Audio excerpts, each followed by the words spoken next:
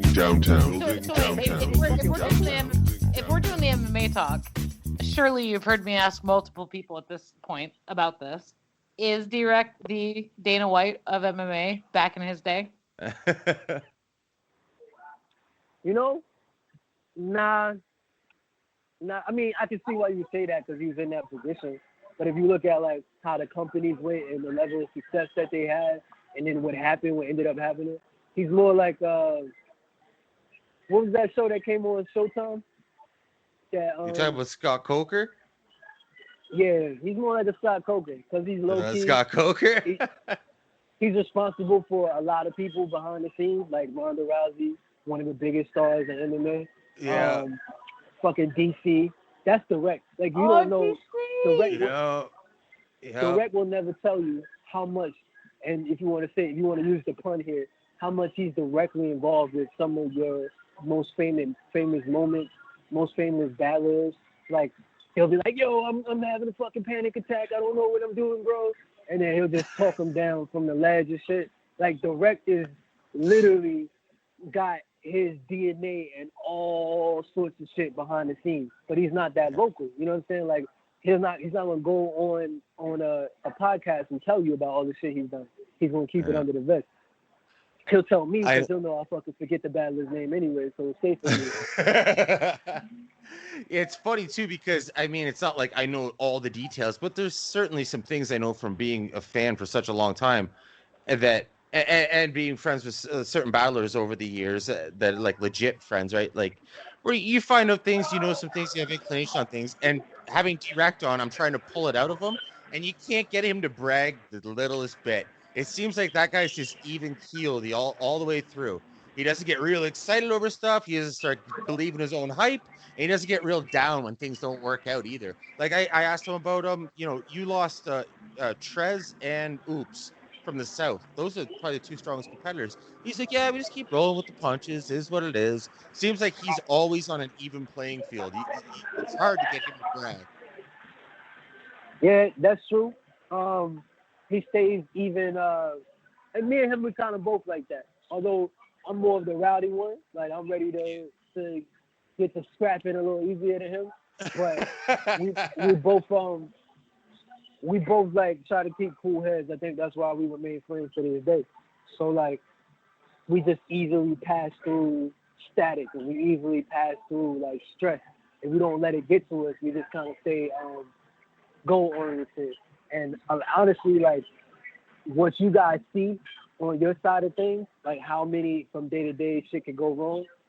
What comes out to y'all, what comes out is nowhere near the percentage of what has happened.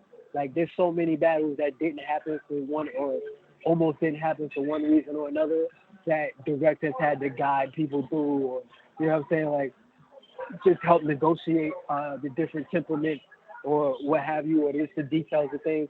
He's such an asset to battle rap. He's just like without his presence, I don't think battle rap would look the same way.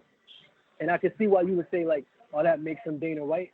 But to me, Dana White is more like a personality, like the matchmakers and the Fertitta brothers. He is now, but they're and as much as I'm not a Dana White fan, like there was something to say about like the early days of when the UFC was bought and what he was grinding to, have people see it. I mean, that was kind of the entire conversation there. Is that like when it wasn't what it is now. Okay, maybe you're right. Maybe I just don't like fucking Dana White and shit. No, I don't like Dana White either. I mean, well, we're on the same page with that. That's what the Scott Coker thing was a real good comparison because, like, I've never heard any fighter that I've dealt with in the years of covering combat sports never say a bad word about Scott Coker, right? Even off the record. I still have audio that never made it to shows. Yeah. Let's go off the record. Let's do that. Jason, off the record, I got tons of audio of different fighters talking about Dana, calling him all kinds of names and stuff. I'm like, yeah, I don't think you want that in there, guys. With Scott Coker, on or off the record, never. Because they're always like, he's about the fighter first. He's about helping the fighter. So I like that comparison you made about D-Rect. He talks those battlers off the fucking ledge. And he's done things that he'll never go bragging about Where Scott Coker seems like the same type of dude. He cares about the person and the culture so much, and he doesn't care about his own ego so much. And because of that, because of what you just said, the battlers trust him. So sometimes you'll see a battler doing some stuff, and you'll be like, I wonder how they were able to get in this position. Like, a lot of battlers don't be wanting to do some of this shit. Like, this Grand Prix, like, to speak of what we were talking about earlier, to bring it back around, a reason why you don't see a lot of big names, and the same reason why I said, like, I hesitated to get back into the ring. A lot of people, they don't want to lose, and they don't want that. They don't want that pressure. So a lot of people told direct no because they didn't want the pressure. You know what I'm saying? They didn't want to have to be in front of everybody, losing such a big stakes and all that. They're comfortable making a couple of $1,000s. They didn't want to do this. It's a challenge. It's something they're used to. You know what I'm saying? So direct, the reason why you see the people you see, and shout out to the other team of the Dot Stack. I'm not saying he put every single rapper in it, but some of the people direct had to talk into it. You know what I'm saying? Some of the people, you know what I mean, was upset over this, that, and the other and wanted to quit, and direct had to talk them down from that level. So he just does a lot. Like, it's hard to even quantify what all that he does. I mean, and the main reason why is because he'll never tell you. Yeah. All right.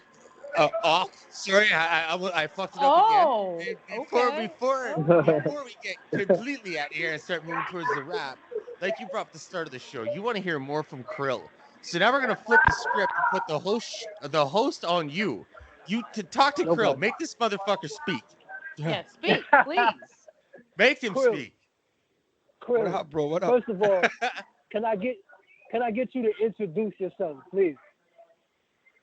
Introduce myself. I'm Kirill, man. I don't even know what to say. That's the weakest intro ever. Give yourself a lush intro. Give yourself an I don't even know, man. I don't even know what to say, man. I'd like to say I'm a rapper. I'm raised and born and bred in Russia, and I'm half Russian, half Canadian now. By this point, you know what I mean? That's my intro. Damn, how long of walks on the beach do you enjoy, Chris? Shit. I'm dead. Yeah. See, break it out of him, Mark. Keep going. Keep going. I'm trying here, man. I'm trying. You know what I mean? I rap, so I'll come out and rap in front of people, no problem. But this is a little different. You know what I mean? So I'm getting my timing and shit right. We got our own Oxy over here. Yeah, I know how it is, Chris. It's like sometimes when you're in a certain setting, it's easier for you to come out because you feel comfortable there. Like, I'll be trying to tell people, I had this argument with this girl. I was like, yo, Kanye West is not smart. Like, you understand this, right? Like, he's not a good speaker. And it was like, nah, like, he's written some of the best raps. Like, he could be so witty. I was like, first of all, he's not writing all that. And I was like, second of all, just because he's comfortable in that arena doesn't mean he's comfortable doing an interview or but it's not even that. To himself.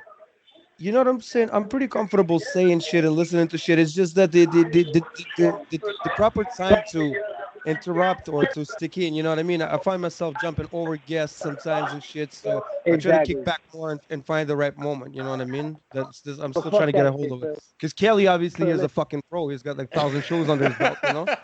Listen to me, Chris. Listen to me. Fuck that shit. This is what I do, right? And I'll be talking with a battle, right? And they'll be saying their little shit. They'll be like, yeah, you know, it was a good battle. And then, you know, as soon as what they're saying is no longer interesting to me, that's when I jump in either with the next question or if I have something to add to make that segment more interesting. To me, it's entertainment at the end of the day. How can we make what the people are watching and listening to as entertainment as possible? So when you have something extra to jump in, go. If I'm talking for too long, jump in and shut them the fuck up. It doesn't have to be rude. See, I know you Canadian, I can hear it in your voice. You know what I'm saying? You from Toronto? You Toronto man? Toronto man. He's Putin, man. He's Vladimir Putin all the way through. I'm the heir to the throne.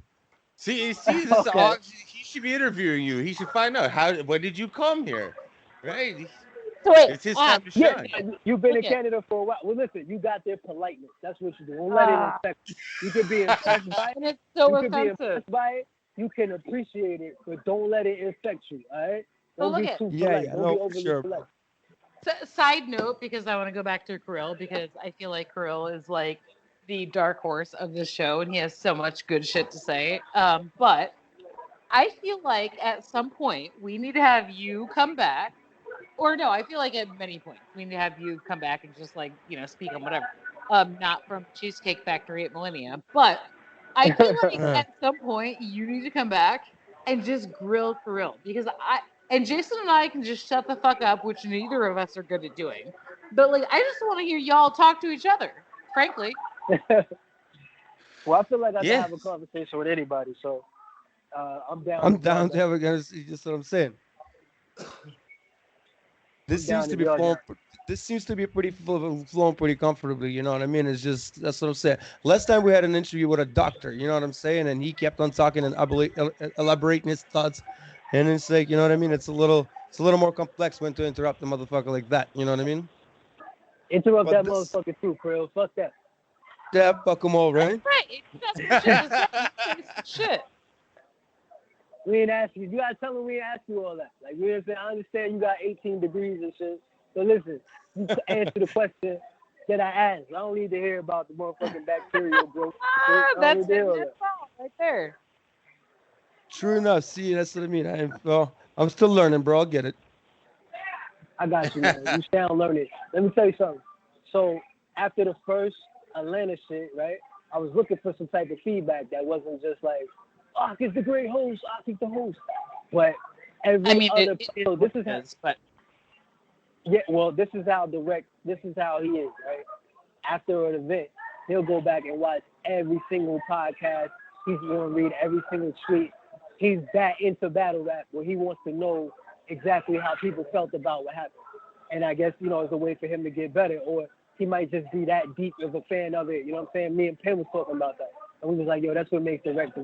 So that's how, I'm guessing that's how we found y'all. Or maybe did y'all already have contact with direct by the time the Grand Prix started? No. We covered. Well, Amy and I covered combat sports for like nearly a year, and then decade. Are you kidding? yeah, no shit. And then like she got out of it, and I got out of it shortly after that because there's other opportunities in life. Plus, being restricted to just combat sports and where it's going, it's all about clickbait. Like, Or I even just can't. UFC, really. Yeah, I can't do that shit. It bothers me. I'd rather have a natural conversation with someone and have some fun, right? Not fucking Well, like it's just too many little bullshit things that go into it. And I've obviously been a fan of hip hop and battle rap my entire life. So, getting into this realm, I knew that hey, in MMA days, you build relationships over years where you can get these stars and stuff, right? So for me, like a direct, that's a fucking star to me. I've been a fan of his forever, right? Everything he did with Grind Time and everything. So I reached out to him, and immediately he responded positively. I'd love to be on. Nameless, I'd love to be on. Everyone I've reached out to, including you, I'd love to be on. So there's no past relationships here, but I can say everyone that we've dealt with so far has given us nothing but respect and been excited to come on the show. It's been a really nice embrace stepping into this battle rap realm. Even so severe. Yeah, everyone, man, everyone. yeah, that's crazy. Yeah. So, I mean, maybe that's a conversation for another time, but I'm interested to know that behind the scenes with the UFC shit. People think battlers are crazy, but fighters and managers, that shit is cutthroat. Dude, you have no idea. Yeah, I think I have a little bit of idea. Well, yeah, no, you do it with your dad, might but know a thing no, or no, two. okay, wait. With boxing, Actually, Amy, actually, okay. I have quite a bit of an. No, I'm joking. You were No, saying no, no, that. no, no, I'm sure you do. But I'm saying that, like, present day, the last, like, 10 years of, like, MMA, I'm sure it's probably not that different from boxing, like, but, like, I don't know how much either of us would speak on it, but, like, there are so many stories that could be told. It's almost disgusting. Damn. Did you ever get motivated by Rampage? When you say that, the first thing I thought of is Rampage. Rampage has to be terrible to talk to. Well, here. I remember when you saw everybody used to laugh at that like it was all good. And now you No, look right. at Yo, back that at was sexual you like assault. Right. That was a crime. But I will say this. Rampage was actually, again, one of the nicest, most fun people to be around and talk to. Oh, shit. And I was never assaulted in any way. So What is happening? Hello? Yeah, can y'all hear me? I hear a bunch of things in the background. With me, you hear a bunch of things in my background? Yeah. he's ordering his cheesecake. It's all good. Yeah, no, it just got real loud. I mean, we have to the entire show, but it's been minimal. So I just thought we completely lost you there for a second. Sorry, man. Yeah, I don't know what happened. Maybe she got closer.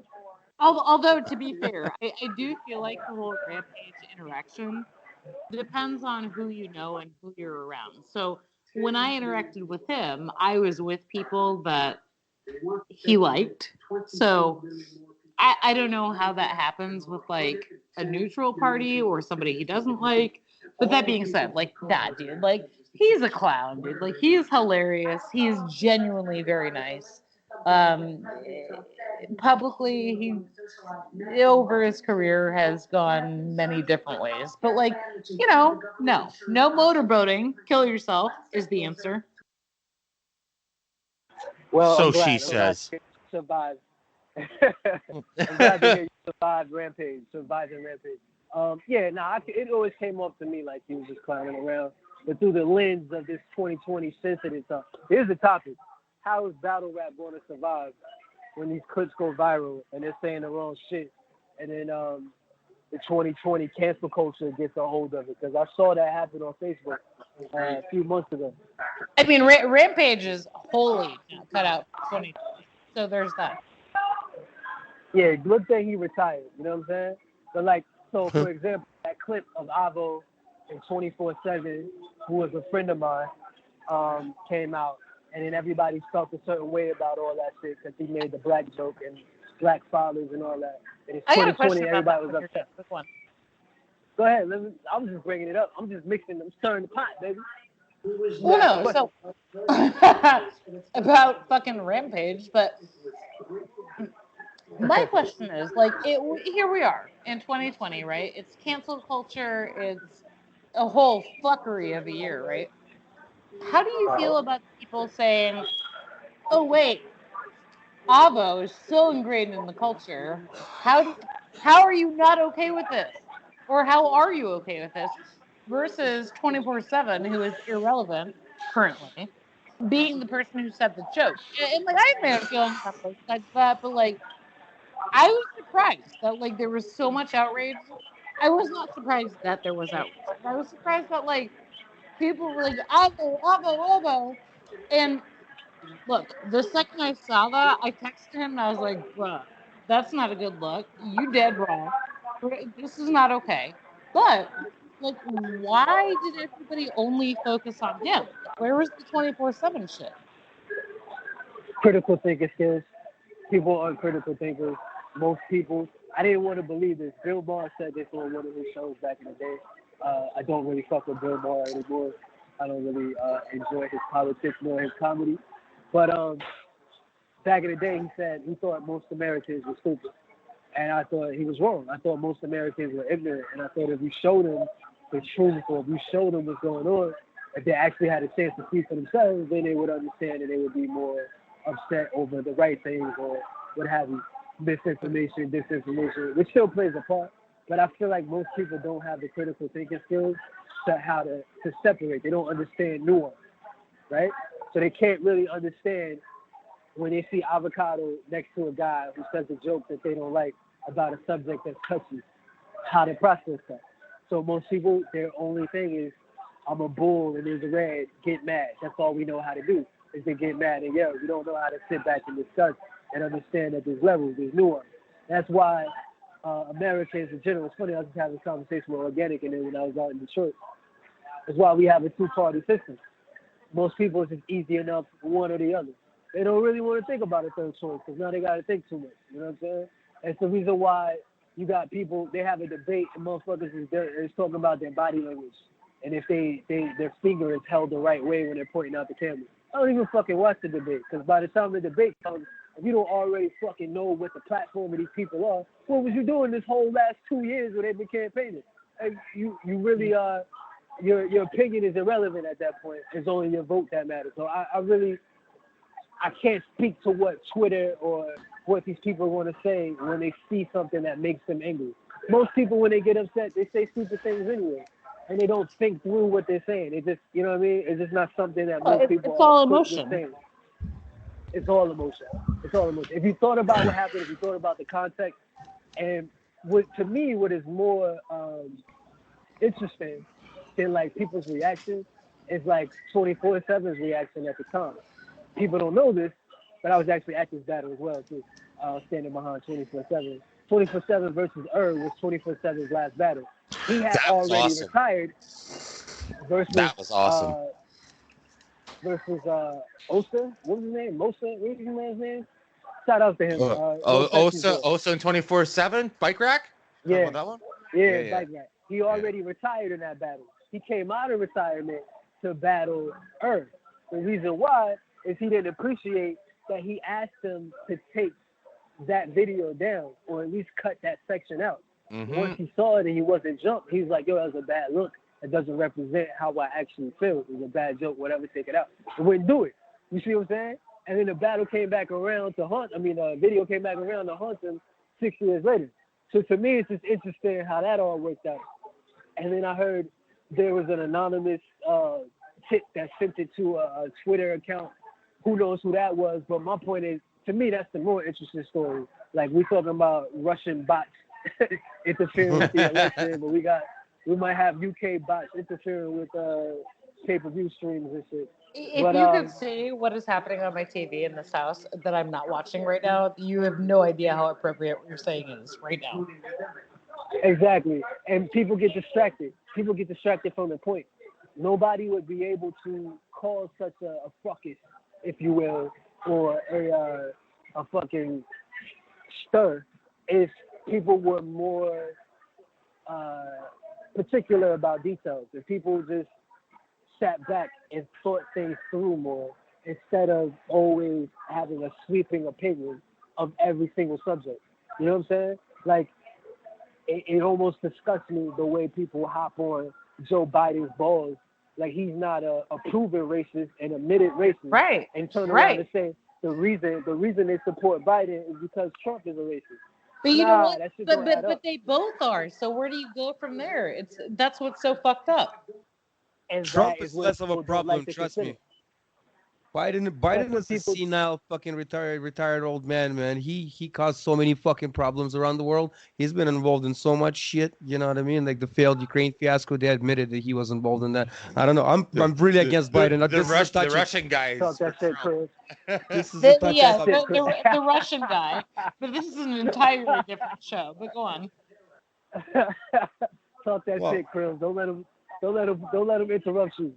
But like, I don't support Trump in any fashion or way at all. But the tough conversation is, Trump is the issue, but the issue is the whole system at hand. How do you fix all of that?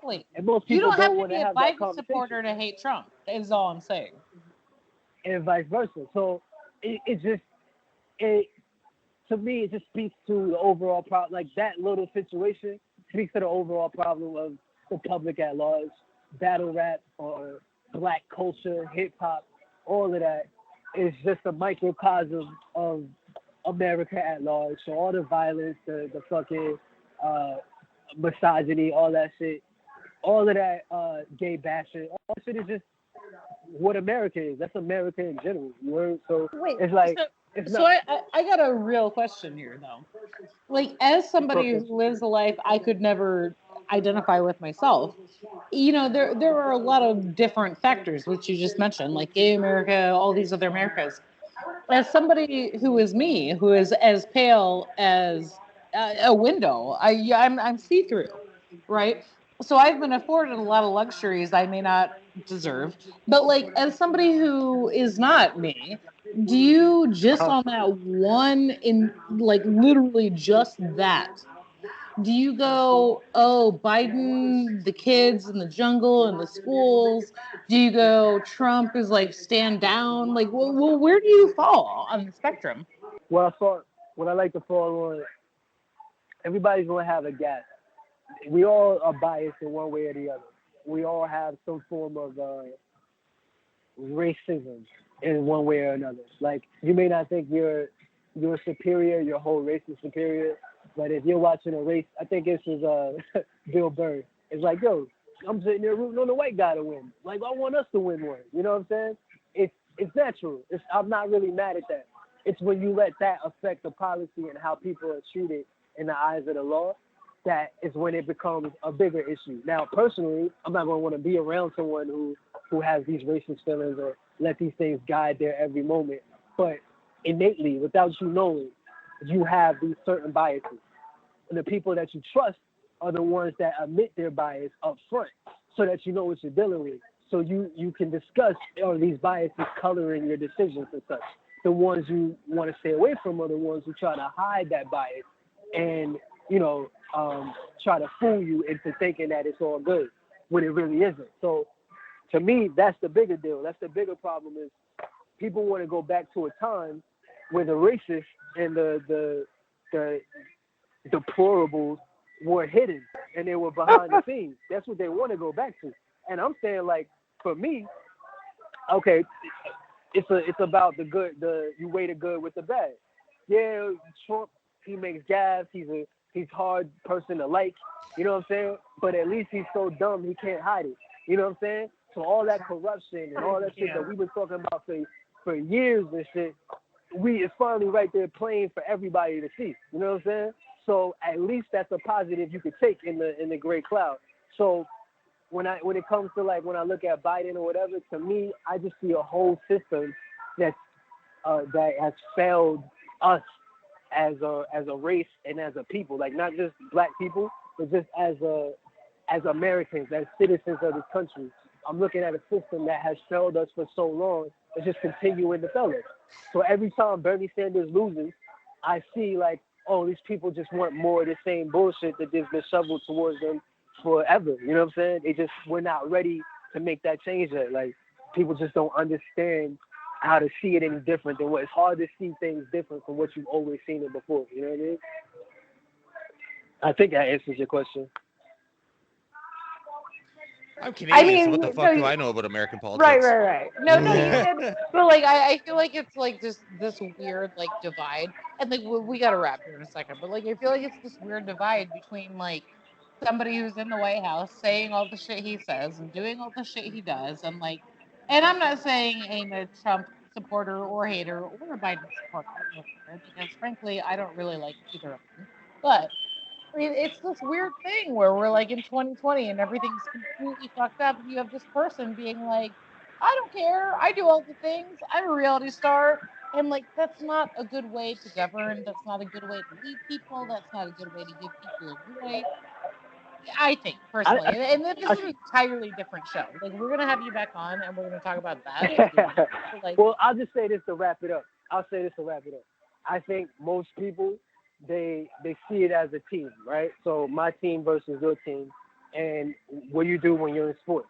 If you are a favorite of somebody, like, for example, I'm a big favorite of Street Jesus and shit. So I don't really pay attention to his politics, even though he's a Trump supporter. I don't really pay attention to his politics. I've been watching Jorge since he fought on Kimbo shit. You know what I'm saying? So I'm just a fan of his. So I don't care if he likes Trump or not. I want to watch him fight. And so what the point I'm trying to get it to is you'll diminish the flaws of the person you like, and you'll try to make a big deal out of the flaws of the person you're against, or the other side, or who you perceive as the other team, right? So that's what they do in American politics. So Trump is absolute trash. I get that. But that doesn't mean that Biden isn't trash as well. So what people are doing is literally hiding what we all know to be true about Biden and Harris in order to get rid of Trump. And what I'm saying is, you can base your politics on policy. And you can say, this person's policy fits my own needs, and this is why I'm voting for them.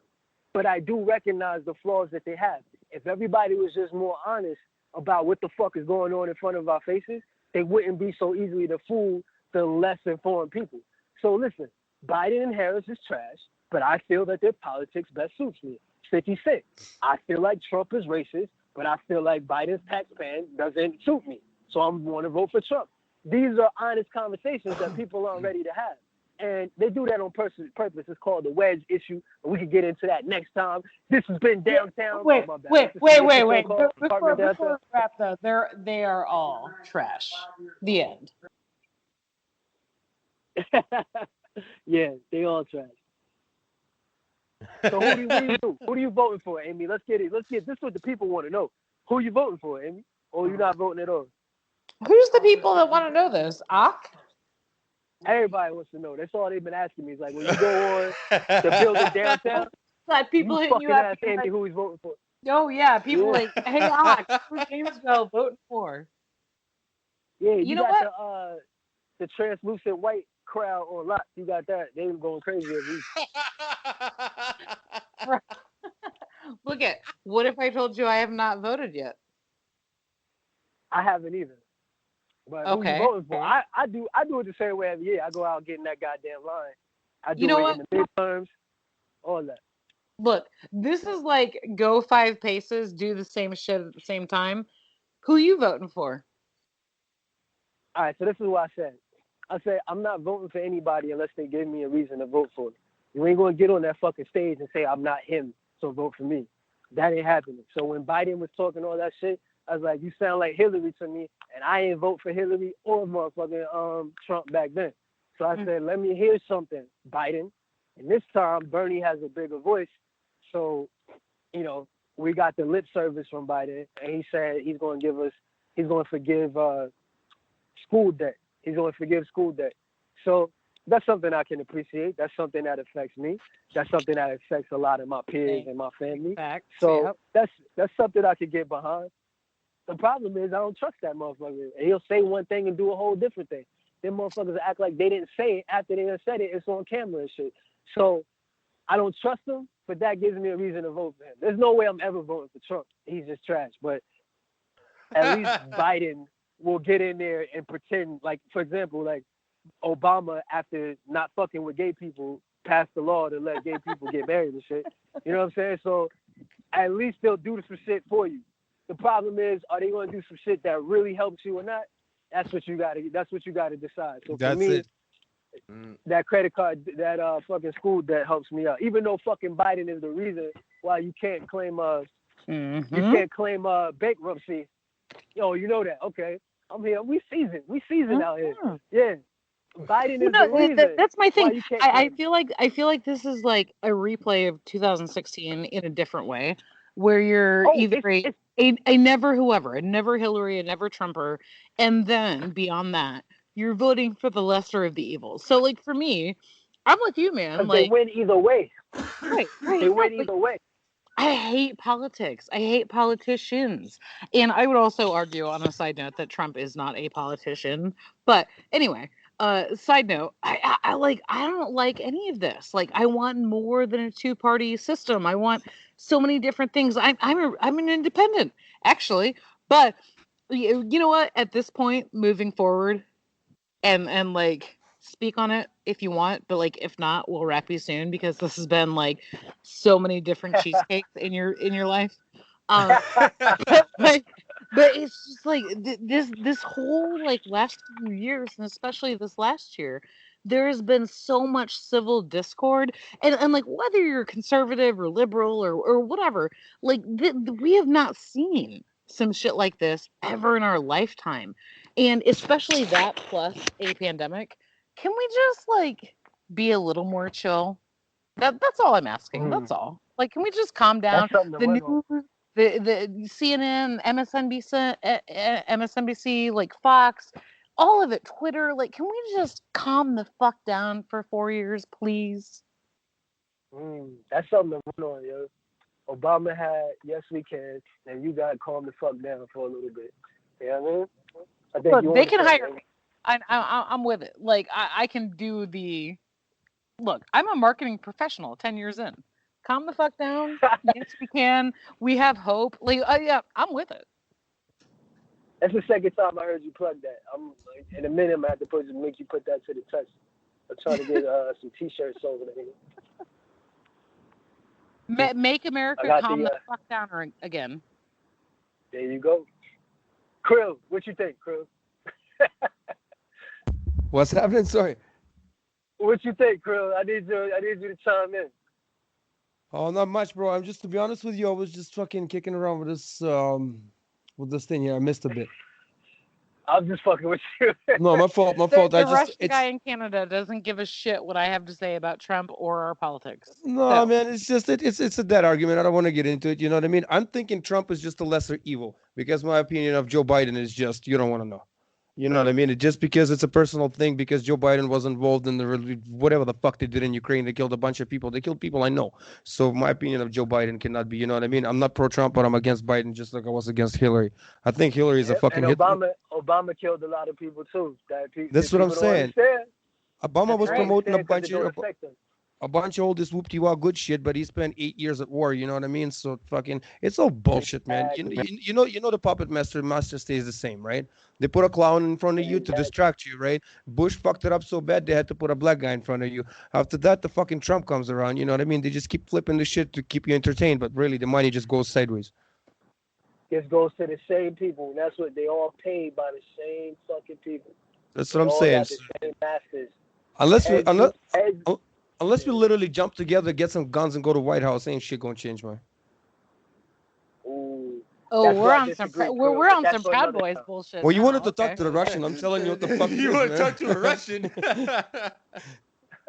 That's why I disagree, Krill. They want you to think you don't got no recourse but that, because they know most people ain't got the heart for that.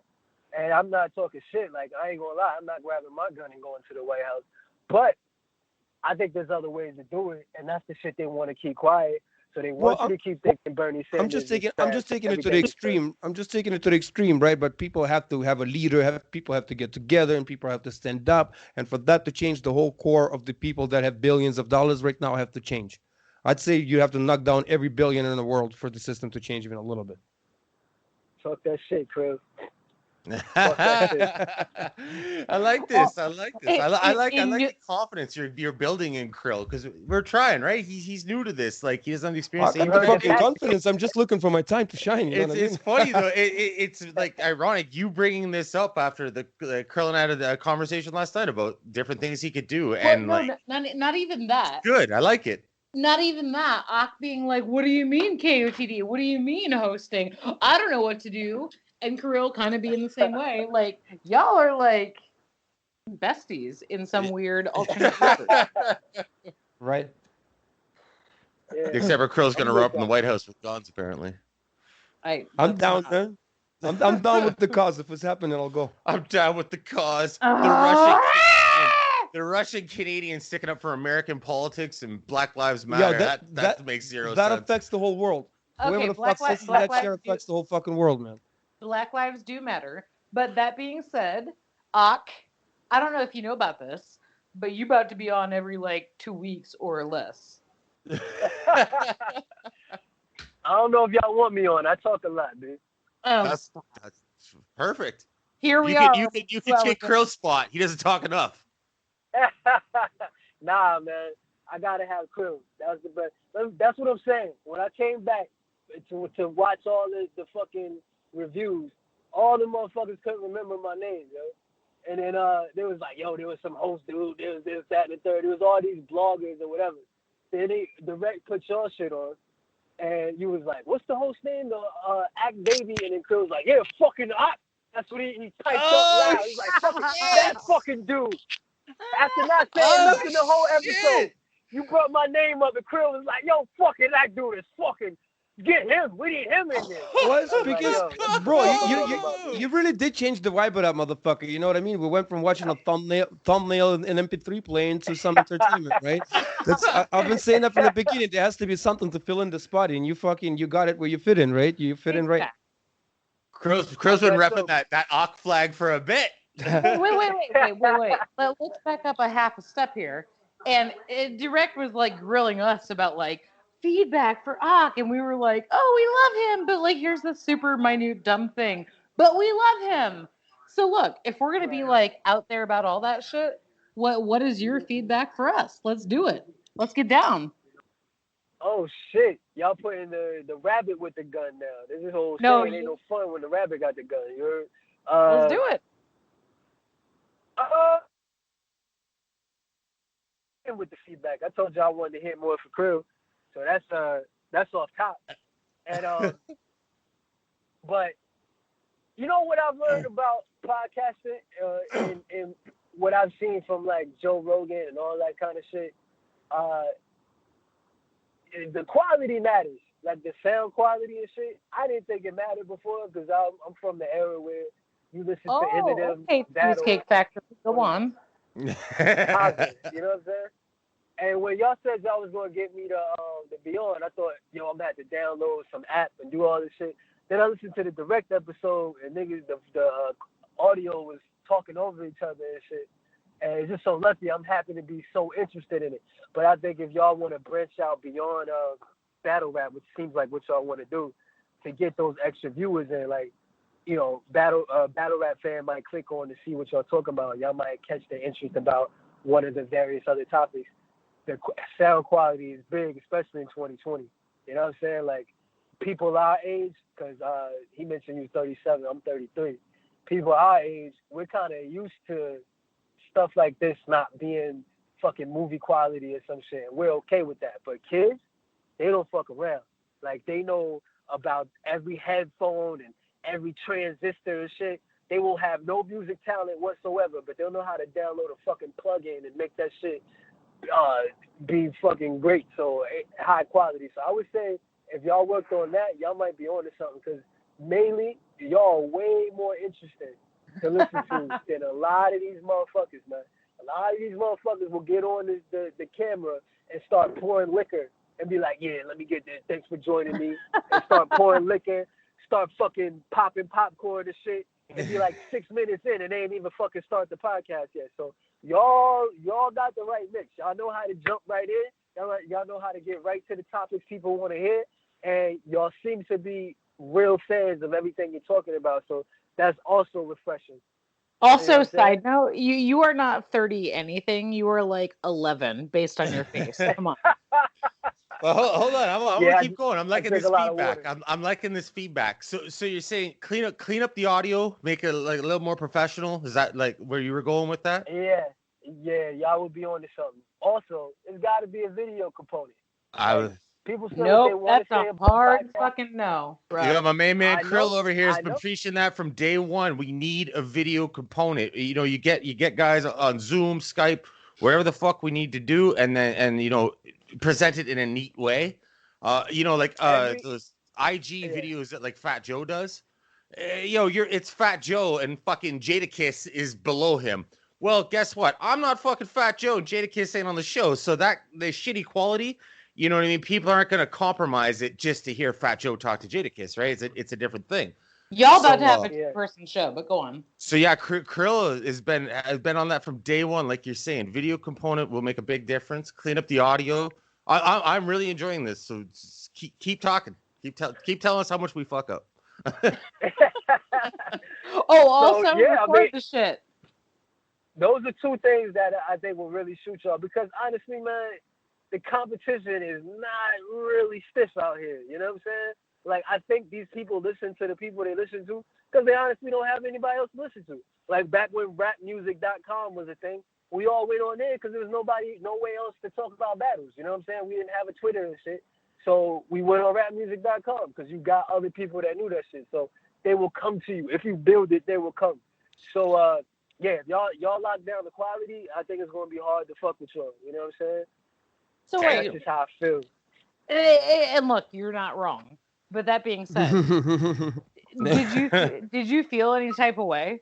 If you listened to it, did you feel any type of way when D-Rec was like, hey, what is your feedback for Rock? And we were like, blah, blah, blah for 10 hours. Oh, yeah, nah, I didn't feel no way whatsoever. In fact, I was laughing.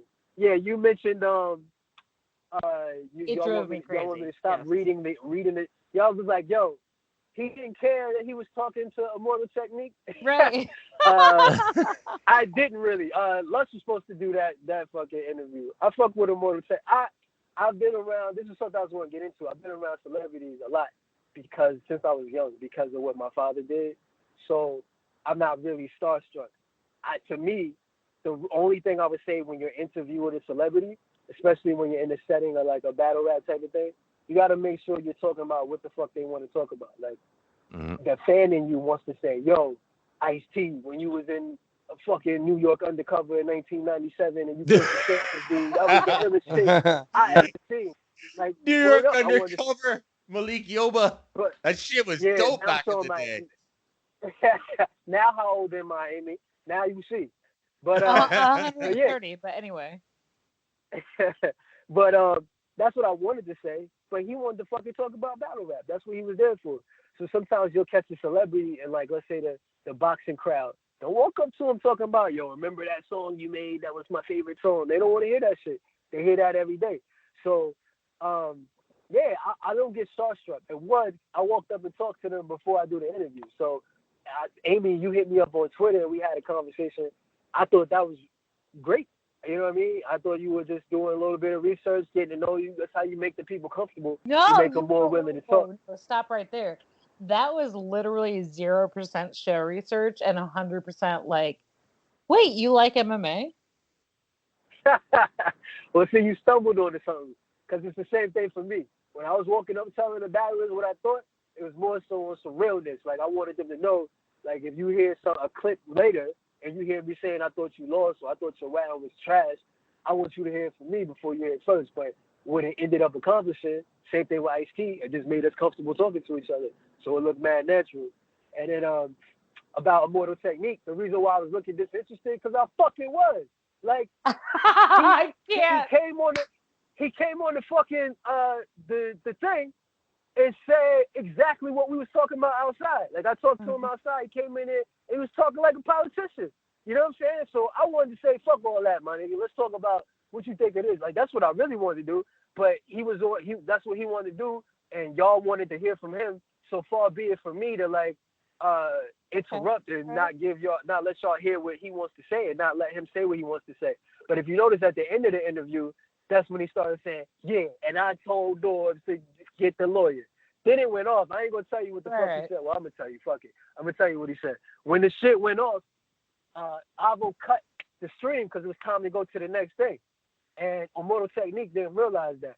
So he started saying, and yeah, I know King of the Dot is a Canadian company, and I don't appreciate how y'all treat y'all indigenous people up there. And then he went off on a tirade about, you know what I'm saying, the natives out in Canada and how they get treated by the government.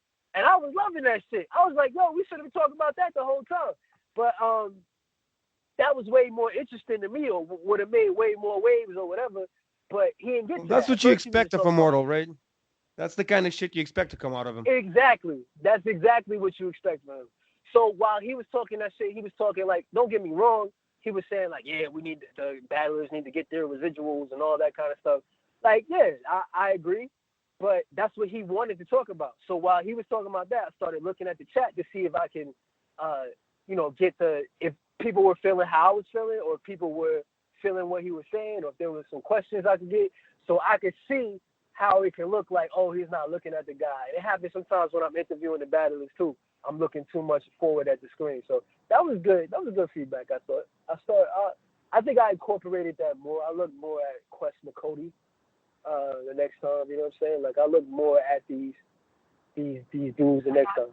Because you guys aren't the first people to mention that. Somebody actually mentioned it in the chat as well. So question. Go ahead. Yeah.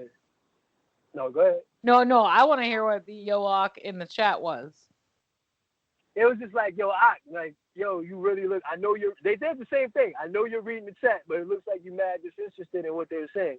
And all I'm saying is both could be true. I mean, I said what I said. All right. So anyway. I said what I said. Were you a chip? I said what I said. We'll take care of that. We'll take care of that off air. You heard? Me and you. Okay. All right. I knew. Okay. Okay, 41 not 7 or 40 not 7. Anyway, No, my question is that like, where do you go? Like, hey, look, let me back up. As somebody who has worked in marketing for over a decade and MMA I'm not I want a picture, I want a signature, can you sign my shit kind of person. But like, there is like a moment where you have to be like, bruh, this is so surreal, right? And so like, I have had many of those moments. Like for you, when you're like, oh yeah, I'm just here, I'm throwing it. Like there has to be a moment where you're like, what is happening here? What am I doing? Like, should I get a Nah, picture? No, come on. nah. I met Jay-Z. I met Michael Jordan. My favorite rapper growing up was Redman, and I watched him perform in front of me. I watched DMX. He brought out the Executioner. I watched him like get into an argument with security and break the microphone in front of me. Some shit that wasn't recorded and never will be shown again and shit. I watched. But you don't have a moment of like, let me take a picture, let me get a handshake, like let me Queen whatever. Latifah, Wyclef. I can keep going. Like I've met all of them. I've had actual conversations with them. My fucking cousin could have been a Fuji. You know what I'm saying? Before he did what he did with the prison and shit, and drugs and all that.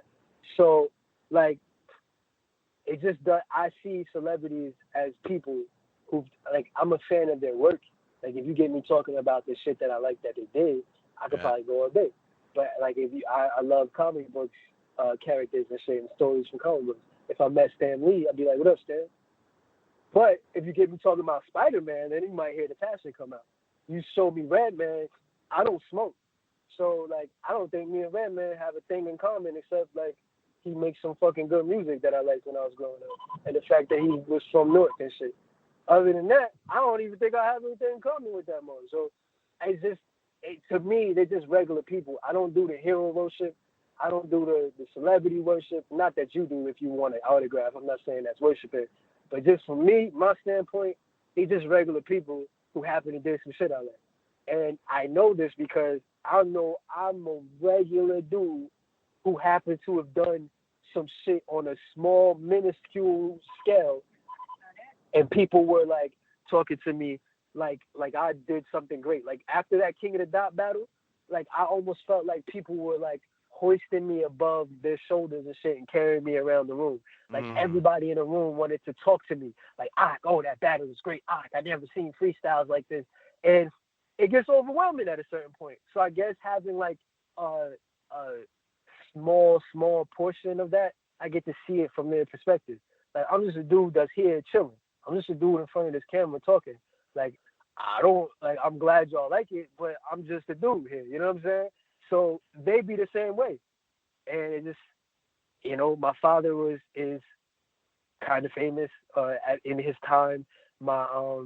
These battle rappers that I hang out with, when we go places, they get stopped on the street just like any celebrity would. You know what I'm saying?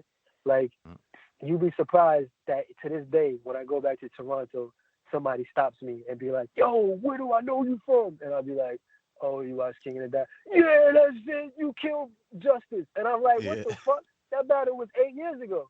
But because it's online, because you could revisit it, it's almost like it just happened for you. You know what I'm saying? For the celebrity, it's not all that. So once you see it from that perspective, you stop feeling like what is happening. It's just more like, oh, I guess he's here at this certain amount of time.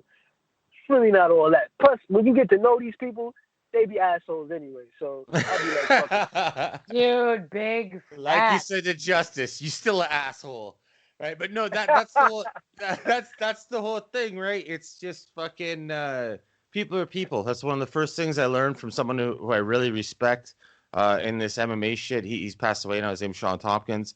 He was one of the first people that told me, because he was one of the first interviews I did. It went so well.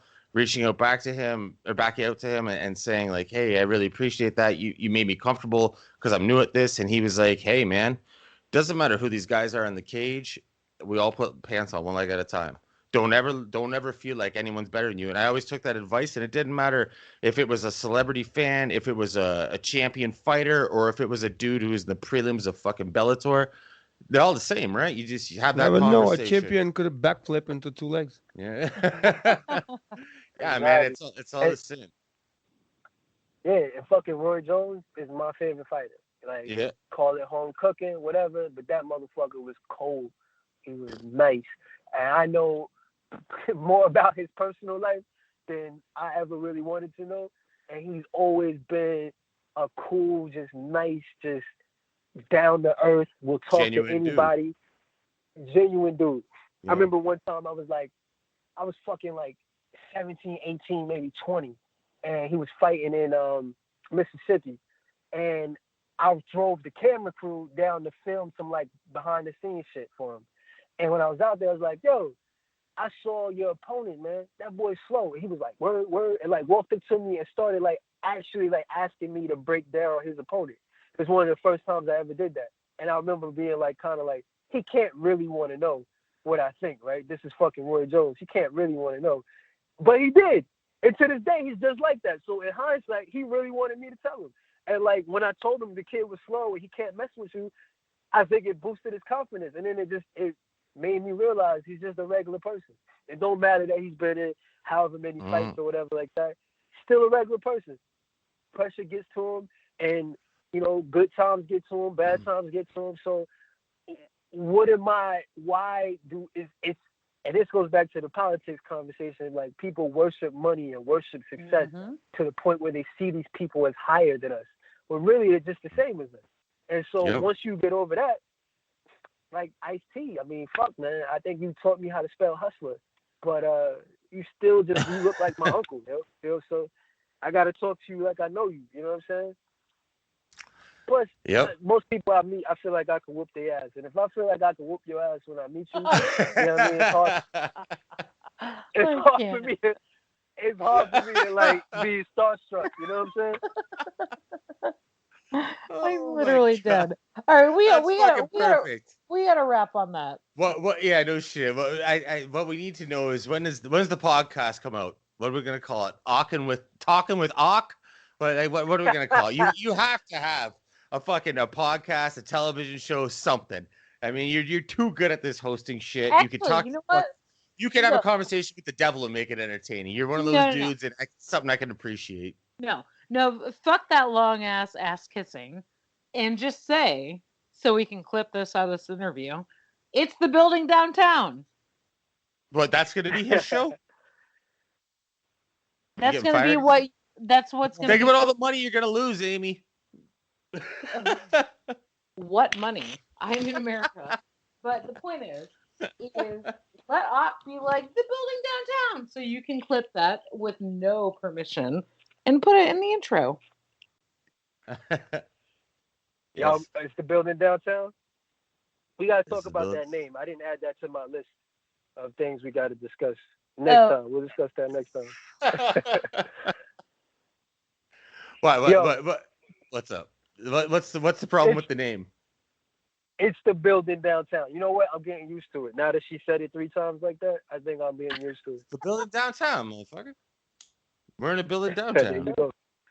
And in the past, there was a building downtown where some certain things happened. There's a story behind the name, but I don't think it's for the air. No, definitely not. All right. Well, y'all can tell me that behind the scenes, off the record. Yeah. But, like Amy said, we need to have you back ASAP. And also, where can we find you? Like, you are active certain places, but, like, where do you want people to follow you? IG is the one I like the most, but I think that's just because, like, I done changed my life around and shit. I'm Ock the family man and shit. So that was the one that I Ock the family man. I can't. Yeah. So you and Saya make career moves together. That's why I appreciated the name so much, because I feel like I'm a family man now. But I guess Facebook and I slowly removed myself from Twitter and Facebook, but the Ock Baby, I am active on there again. You could thank Direct for that. Talking about the battles and shit and all that. So the Ock Baby on Twitter, Ock Baby on Facebook, and on Instagram, Ock_Samson. So much for brand Brand unity. I'm sure Amy got something to say with that. But @_Samson, SAMSON, Twitter, the Ock Baby, Facebook, the Ock. You probably be in the King of the Dot talkback group. You'll find me in there. Goddamn well better. And we can see you this Sunday, right? Hosting the South. We missed you on the West, but we will see you on the South. We'll see. It's still up in the air. Depends on if King of the Dot buy the flight and send the money. Hey, I guess that's what happens when you don't work for King of the Dot, right?